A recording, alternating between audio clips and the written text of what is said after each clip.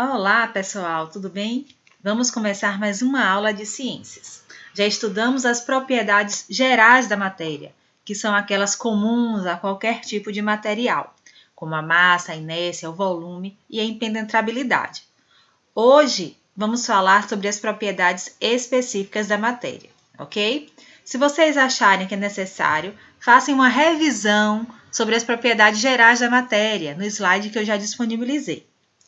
Bem, vamos começar. O que são as propriedades específicas da matéria? As propriedades específicas são as propriedades exclusivas. Observem aqui essa palavra, ó, exclusivas, de determinado material. As propriedades gerais que já estudamos são as propriedades comuns a todo tipo de matéria. Essas propriedades específicas são as propriedades exclusivas, as propriedades individuais de cada tipo de matéria, tá? Essas propriedades específicas permitem a identificação e a diferenciação de um material em relação a outros. Então, nós podemos dizer que utilizamos as propriedades específicas para diferenciar um material de outro material. Quais são essas propriedades específicas da matéria? Nós temos a densidade, as propriedades magnéticas, a solubilidade e a temperatura de fusão e ebulição. Então, essas 4 propriedades, tá? Densidade, propriedades magnéticas, solubilidade e temperatura de fusão e ebulição são consideradas propriedades específicas da matéria, certo? Densidade. Bem, o que é densidade?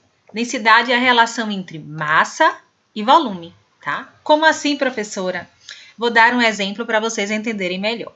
Eu tenho aqui 4 cubos, um de madeira, um de cobre, um de cortiça e um de ferro. Observem que esses cubos possuem o mesmo tamanho, tá? Ou seja, apresenta também o mesmo volume. Só que o cubo de madeira possui uma densidade de 0,6 gramas por centímetro cúbico. O cubo de cobre possui uma densidade de 9 gramas por centímetro cúbico. O de cortiça, uma densidade de 0,2 gramas por centímetro cúbico.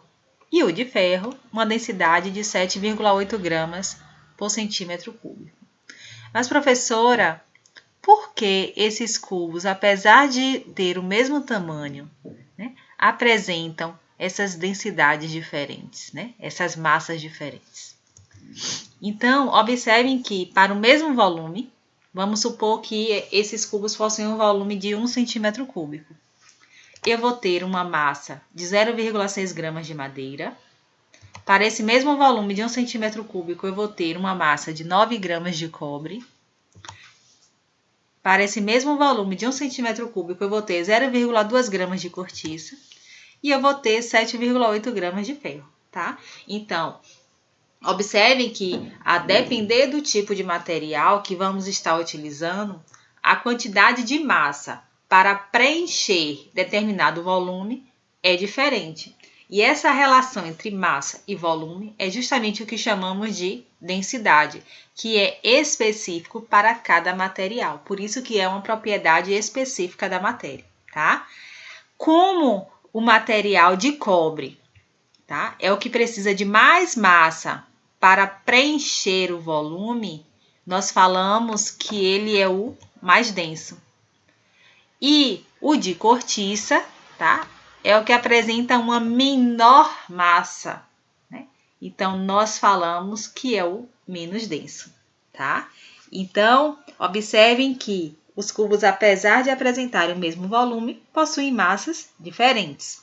O cobre tem mais massa, então é o mais denso. A cortiça tem uma menor massa, então ele é o menos denso.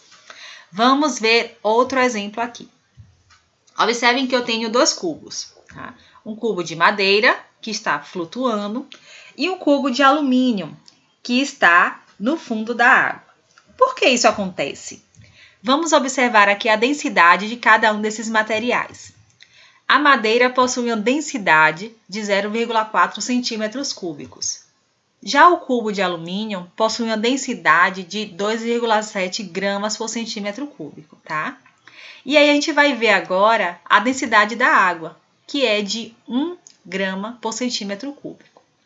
Bem, vamos prestar atenção. A água tem a densidade de 1 grama, tá? Observem que a densidade da madeira, 0,4, é menor do que a densidade da água. Quando a densidade do material é menor do que a da água, esse material vai flutuar, tá? Foi justamente o que eu coloquei aqui. O cubo de madeira apresenta menor densidade que a da água, então ele flutua. Já o cubo de alumínio, observe aqui a densidade do alumínio, 2,7. É maior do que a densidade da água. Então, quando o cubo de alumínio apresenta maior densidade que a da água, o objeto vai afundar, tá? Então, não esqueçam disso. Quanto menor a densidade, maior a capacidade de flutuar. E quanto maior a densidade, maior a capacidade de afundar, tá? Então, tem propriedades magnéticas, tá? O que é a propriedade magnética? É a capacidade que o material possui de ser atraído por um ímã, né?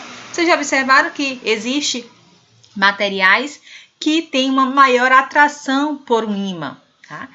Esses materiais, que geralmente são de ferro ou qualquer metal que contenha ferro em sua composição, são justamente esses que são atraídos por ímãs.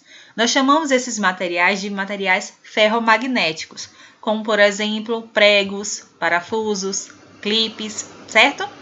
E existe também aqueles materiais que não são atraídos por ímãs, como, por exemplo, a borracha, a madeira e o vidro, tá? Então, esse é bem fácil, né? Propriedades magnéticas são aquelas propriedades relacionadas com o quê? Com o poder de ser atraído por um ímã, tá? Então, existem objetos que são atraídos e existem outros que não são atraídos por ímãs. Vamos adiante. Solubilidade. O que é solubilidade? Está relacionada com a capacidade máxima que um material, chamado de soluto, possui de ser diluído em outro, chamado de solvente. Observem um exemplo. Eu tenho sal, água e uma mistura de sal com água. O sal é o material que eu vou dissolver. Esse material que eu vou dissolver é chamado de soluto.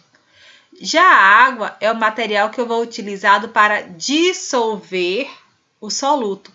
Esse material é o solvente. E a mistura do soluto com o solvente é chamado de solução, tá? Então, existem alguns materiais que possuem essa capacidade de ser dissolvido em outro. Então, o sal, ele pode ser dissolvido na água. Neste caso, falamos que o sal é solúvel em água. O açúcar pode ser dissolvido na água, então o açúcar é solúvel em água. Um outro exemplo, você vai fazer um chocolate quente, tá?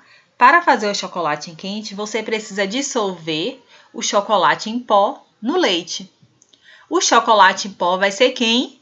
O chocolate em pó vai ser o soluto e o leite vai ser o solvente, tá? E o chocolate quente vai ser justamente a solução.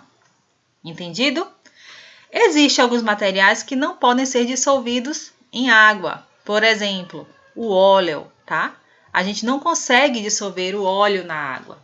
Então, o óleo é insolúvel em água, certo? Bem, e a última propriedade específica que vamos estudar é a temperatura de fusão e ebulição. Nós já estudamos a mudança de estado físico, né, da matéria. Então, nós vimos fusão, ebulição, condensação, sublimação, solidificação. E hoje nós vamos rever, né, justamente essas duas mudanças, fusão e ebulição. Temperatura de fusão é a passagem do estado sólido para o estado líquido, tá? Então, existe uma temperatura específica para cada matéria que vai permitir justamente essa passagem do estado sólido para o estado líquido. E a temperatura de ebulição é a temperatura de passagem do estado líquido para o estado gasoso, tá? Atenção!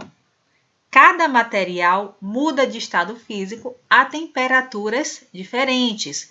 Por isso que a temperatura de fusão e ebulição são consideradas propriedades específicas da matéria, tá? Vamos ver aqui alguns exemplos. A água. Observem que a água possui um ponto de fusão de 0 graus Celsius, ou seja, a 0 graus Celsius a água vai passar do estado sólido para o estado líquido. E a temperatura de ebulição, o ponto de ebulição da água é de 100 graus Celsius, ou seja, a 100 graus Celsius a água vai passar do estado líquido para o estado gasoso, tá? O álcool. O álcool possui o ponto de fusão de menos 114 graus Celsius, ou seja, em menos 114 graus Celsius o álcool vai passar do estado sólido para o estado líquido. E a 78 graus Celsius, que é o seu ponto de ebulição, o álcool vai passar do estado líquido para o estado gasoso, tá? O cobre. Observe como é alta a temperatura do cobre, né? Então, a 1085 graus Celsius, o cobre vai passar do estado sólido para o estado líquido. E a 2562 graus Celsius, o cobre vai passar do estado líquido para o estado gasoso. Tchau, tchau, um beijão, se cuidem e até a próxima aula.